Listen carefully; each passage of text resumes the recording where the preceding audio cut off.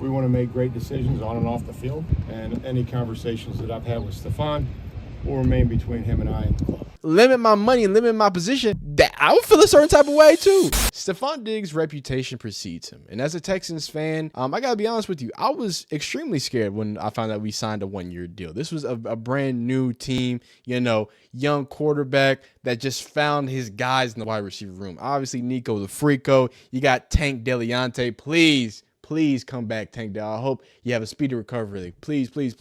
And then, of course, Dalton Schultz over the middle for a tight end. It seems like they were starting to mesh. And you even had Mechie back there, who I feel like Texans fans were more of a fan of than the actual Texans are a fan of. So Stefon Diggs, I felt like it was just too much. I felt like there was no reason. And on top of that, his reputation as an ultimate diva receiver, who isn't just a diva, who also is a locker room cancer. I don't think that's great.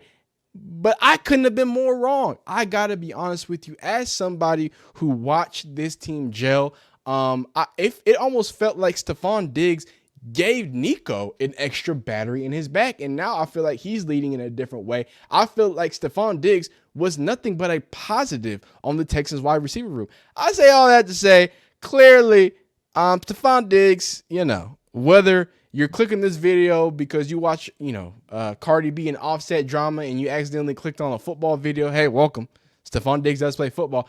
Or if you're a football fan keeping up with Stefon Diggs and saw him pull out a little bit of cotton candy for the Snow Bunnies to go have a good time on the boat. Look, he's an NFL player, man.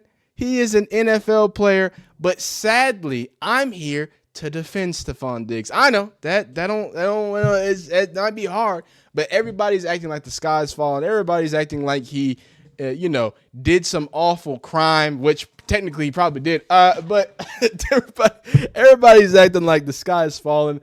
And I have to be honest with you, similar with Odell Beckham Jr., I think this is just a case of y'all wanting to make a mountain out of a molehill. So today what we're going to do is review the Patriots OTA. So we got some clips specifically from Stefon Diggs that don't involve any extracurricular substances, just him playing football. And the first thing that's been said by Patriots fans is Stefon Diggs just as fast as 23-year-old Kayshon Boutte, who was the LSU player who was caught betting on football, which is hilarious that the Patriots of all people drafted him off of his Memorial Day weekend and ACL is bullish. And again, if I have to remind y'all, this man's coming off an ACL injury.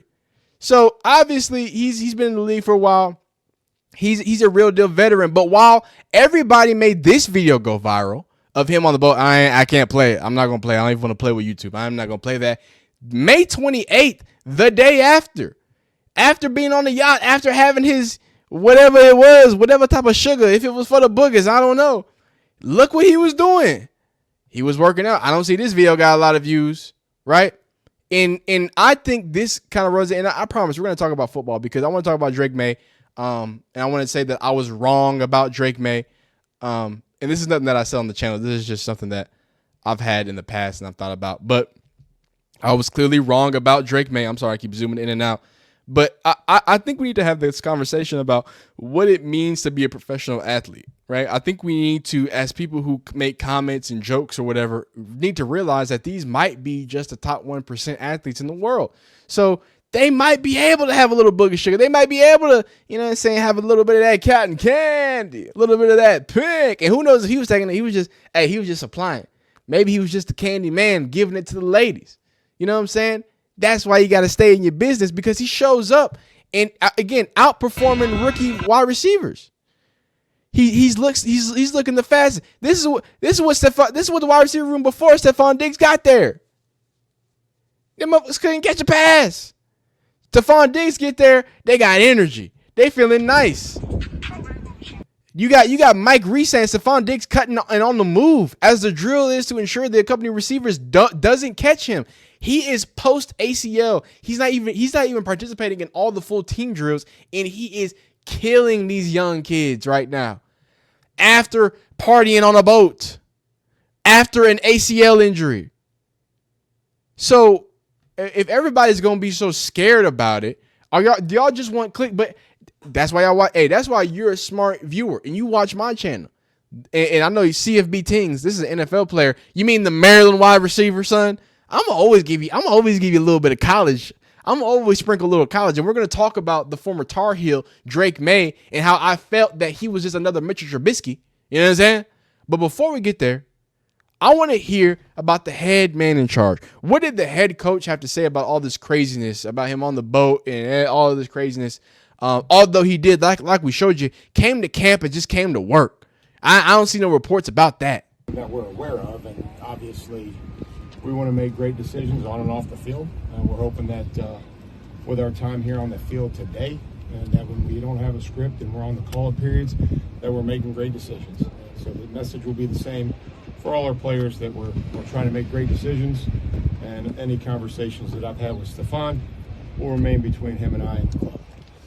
Now, from what I've heard, a conversation was had, and the conversation was positive, actually. It was like a, hey, you know what I'm saying, you good, you doing what you need to be doing. These are some throwback clips of him, again, putting in extra work. You got Josh McDaniels speaking on it. And I want to book in that, and I want to get into more of, Drake Maye, his expectations. I want to talk about the Patriots. I want to talk about Kyle Williams, who I think is going to be one of the more explosive players out of this draft, out of Wazoo. But before I do that, I do want to talk about Stefon Diggs, bookend it by saying that, look, I think we've had these weird expectations of these multimillionaire super athletes. So yeah, he gonna be fucking with Cardi B. He gonna be on them boats. He gonna have to give either Cardi B or maybe those are his friends. Gonna have to get them what they need in that type of scene, right? But for people to also believe that the same person who has been able to show up consistently, and when it's football time, like he is that, and I'm that type of dude. Like when it's work time, I'm gonna work. When it's not, I'm not. You know what I'm saying? I'm not doing it. But this is somebody who's putting in extra work, doing whatever, can't even enjoy a little Memorial Day weekend. Now, I would probably advise the cameras, be away. I would say that's probably smart. But let the man live. People were trying to act like, oh, well, yeah, here goes Stefon Diggs again. Dude, what's wrong with that? What's wrong with having a good time, man? I don't know. Y'all let me know down below in the comments. Is Stefon Diggs a problem? Is he going to cause issues in the locker room? Now, you don't want to cause issues in the locker room when you have a young quarterback who showed a lot of flash of promise, but the win total didn't seem to back it up. Now, Drake Maye, he's a big son of a gun, right? He's your prototypical UNC quarterback. Again, Mitchell Trubisky vibes. You got the size, you got the pedigree, you got the arm talent. But do you have the accuracy, the decision making? I didn't like Drake Maye because I felt like at times, although he would make he's got some crazy throws in his film. Although I thought he could do that, I hated the way he would often rush his mechanics, right? It was more of a mechanic and a panic thing. There goes Trevion Henderson. We're going to talk about him, national champion winner, as a Texas fan, a crusher of my dreams. But, yeah, I had a lot of, I would say, negative praise, and I had a lot of criticism of him, thinking that the tendency of him rushing his footwork and really, speeding through his footwork he was going to be able to get through that. He's clearly shown that I was wrong. He's clearly shown that a lot of people outside of the Patriots organization, as well as inside the Patriots organization, are very excited about what Drake Maye can do. He's got enough wiggle, right? He's got enough arm talent to make every single throw. He's intelligent, and he's starting to grow and grow. And now you're in a Patriots system with Vrabel, who is he's like the closest thing to both being a Belichick and a team coach at the same time. Like, people love playing for Vrabel, but he still comes from that Belichick tree. So there's going to be a certain level of structure and freedom that he's going to be allowed with, that I think that any type of player can thrive with. But enough about Drake Maye. He's going to have high expectations. We're still going to talk about Drake Maye, but more about, because we got some stats. Again, he's looked pretty good, because we're going to talk about the rookie. So start with Trevion Henderson. Now, all we've heard from Trevion Henderson is that he's the greatest pass pro running back of all time. Again, as a Texas fan, and as someone, to be honest, I like Ohio State. I just wasn't an Ohio State fan when y'all was beating us. But I like Ohio State, so I watched a lot of Ohio State games. Not only, and I will never stop beating the drum for Trevion Henderson and Quinshon Judkins. I watched Quinshon Judkins since Ole Miss. But them two got in the backfield as Trevion Henderson being a top-tier back. they add a guy from Ole Miss, and what do y'all say? Y'all just embrace y'all roles even more. Travion Henderson says, hey, good. That means I can double down on my great catching ability that Travion has had, and I can double down on being a great third down back and being so elite in pass protection that his reputation has preceded him past podcasts and stuff. And then Quinshon Judkins says, okay, I'm going to use my short burst explosivity and get it done in the short range. So they were both able to be a beautiful yin and yang. And obviously, if you ask Texas defense what to do at the end of a second half, it's not to blitz, son. Why are we blitzing? Why? Why did we let him score that touchdown going into the half? Anyway, he's going to be, I think, a phenomenal player. I don't think the Patriots ever miss on running backs. I think they always do a great job of good value there. Travion Henderson, I think, is going to be another sign for that. Now, a position that notoriously, specifically the Belichick era, Patriots have struggled with is wide receiver. And I think y'all got yourselves a few new rookie wide receivers. So Javon Baker out of UCF, I believe he was in a later round pick. And then I think Kyle Williams was a later round, I think second, third round. Again, fact check time. I'm not letting myself say anything without fact checking myself anymore. Kyle Williams, I'm going to guess second round